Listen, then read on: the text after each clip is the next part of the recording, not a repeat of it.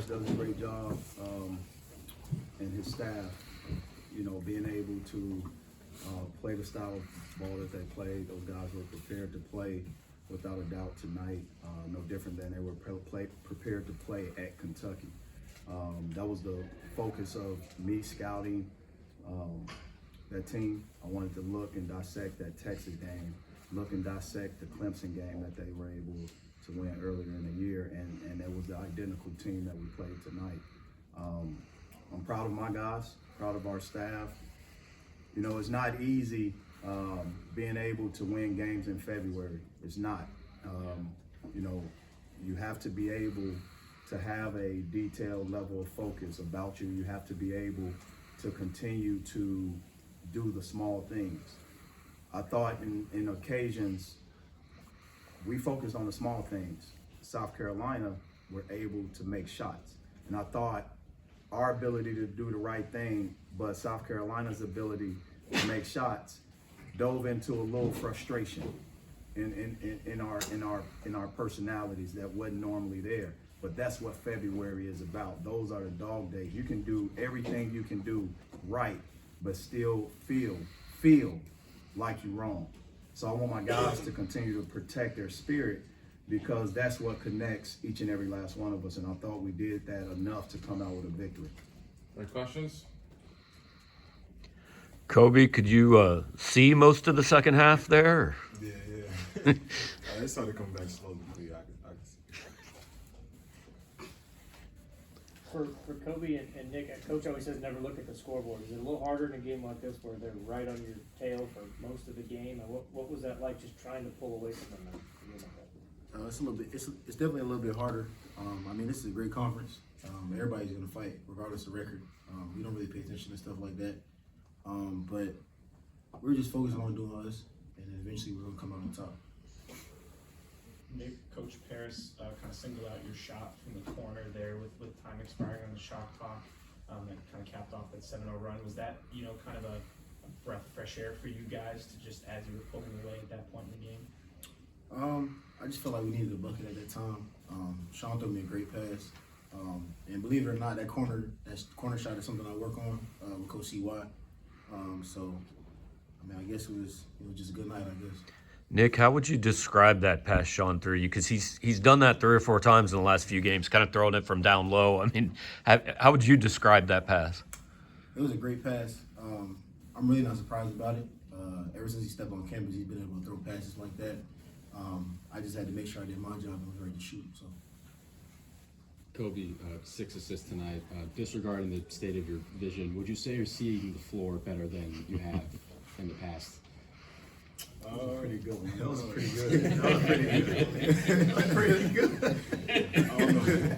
I don't know about that. I feel like I would just give that credit to my teammates, just making shots and making whatever the pass was. I feel like that's where most of that came from.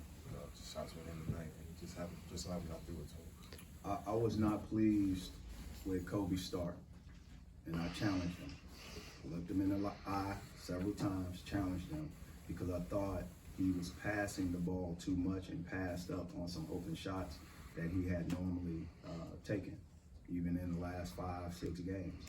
And at that point, I saw him click back and accept that challenge in the right way. Didn't pout about it, didn't pout after his head coach, got after him.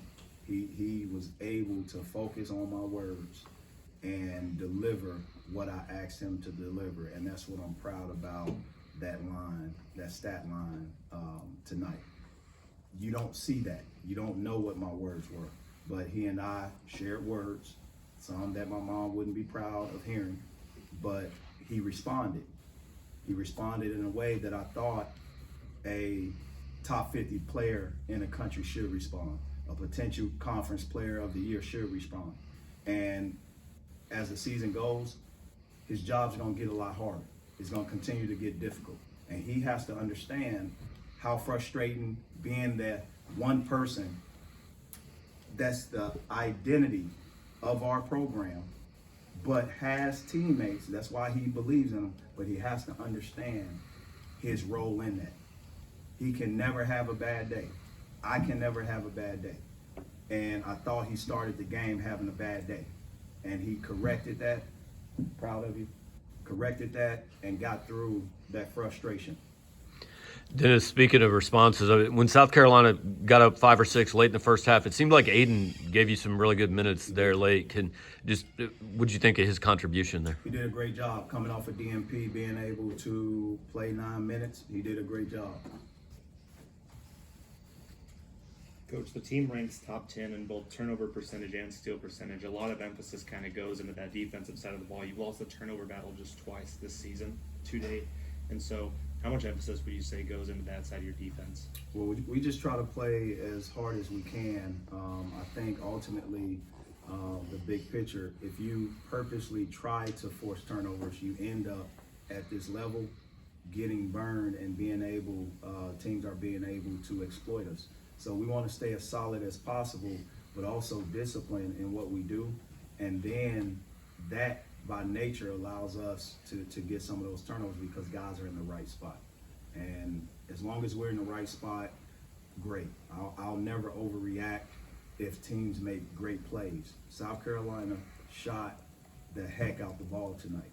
And I credit Lamont Parrish, his staff, as well as the players on that team being prepared to play. Dennis, it seemed like South Carolina had some success in the offensive glass early on in the game. Were there any adjustments made with that, or was it just getting more physical down low? Well, I thought on both sides we were able to do things. We had 10 offensive rebounds, they had 12. I thought it was even on second chance points, so it was kind of more so, it erased each other. I think that was part of their focus, but our guards did a better job of rebounding by committee. For every 2 hands they had, we had 4, and I wanted our guys to continue to get the longer rebounds. Did we get every last one of them? No, and we never will. No team ever will do that. I just thought we did what we had to do to come away with the rebounding that at the end of the game. Mo Diarra, although he didn't pull in his double-digit rebounds, he did help us as it relates to getting his hands on some balls, but also being able to make some deflections and block shots. Kobe, in regards to rebounding for you, how much is it about mentality versus pure physical strength for you? I feel like it's 50-50. You gotta want it more than the other guy, but at the same time, you gotta be smart about it. You don't want to pick up too many fouls trying to chase after rebounds. So you just gotta know when to go, when to get back on defense, and just win the rest of the goals. What's the point of For Nick and Kobe, obviously kind of a bounce back shooting night for y'all. What are some things that you feel like you can do to take that momentum on the road in these next couple of games? We're focusing on this game tonight. We got to debrief. We play some great opponents, as we will every night, and I'm not trying to steal the thunder, but in our program, we try not to look too far ahead. Our next opponent and the most important opponent is ourselves, so we have to really see what we did right and see what we did wrong, and then we can start to focus. As a staff, I'll probably watch this game 3 or 4 times tonight. And then tonight, I'll still watch Tennessee. As a head coach, that's my job. Their job is to stay in the moment, not look too far ahead. Kobe, there was a point in the Iowa State game where it felt like there wasn't a guy on the floor who could really match your physicality. You just kept getting those buckets in the paint, and tonight there was a sequence where you got 2 offensive rebounds, put it back in for the bucket, and it even resulted in your physicality. You scratched up, and so just how much effort really goes into your play on the floor, and what do you think that means going forward for the end of the season? I really just try to give as much effort as I can, just to do what's good for the team. Really, I don't know. I don't really like focus in on being the strongest guy on the floor. I know I'm not always the strongest guy on the floor, but I try to show that I am, if that makes sense. I don't want anyone to take advantage of me. I'd rather take advantage of them. Dennis, was Isaiah available tonight, or was that a decision you made before the game that he wasn't playing? Or Yeah, it was just, Isaiah and I had a conversation before the game, and we both felt that it was great to, just take this one off. Nick, that alley-oop to Noah at the beginning of the game, is that planned or does that just kind of happen? It's a secret. Okay. But if you go back and look at the Kansas game, we had like a little miscommunication on it. So I'm glad we got it. but I hope we can give it away. Maybe we can use it again though. Okay. Just besides just not playing Isaiah, I think you only had 3 guys come off the bench tonight. Did it have a different feel when you don't have as deep of a bench? I know you got the guys that are injured. Are you good with 8 men? I look at it in one perspective. Our team, our program is built by committee, and we have to continue to make sure that everyone's ready. And my job is to protect our guys. If I see any kind of, like, for instance, before the Alabama game, he wanted to play. He was ready to play. I had to make the decision. Trago Million wants to play. I'm making a decision. Ronnie DeGray, these guys want to be out there, so I have to make the decision. Isaiah wants to be out there, but I have to make the decision as a head coach. And these guys trust me enough to do that. As players, I subbed a little less. They're probably more excited, you would think, right? But ultimately, I think our guys by committee, and we continue to do those things. Sean East took up the bulk of those minutes, and he was able to make some impactful plays for us. Mo ended up playing 18 minutes. He's still upset that he missed 2 free throws.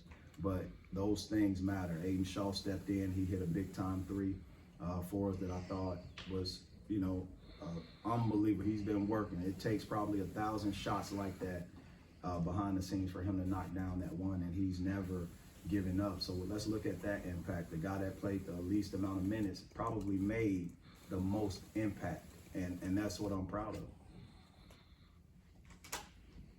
Any other questions?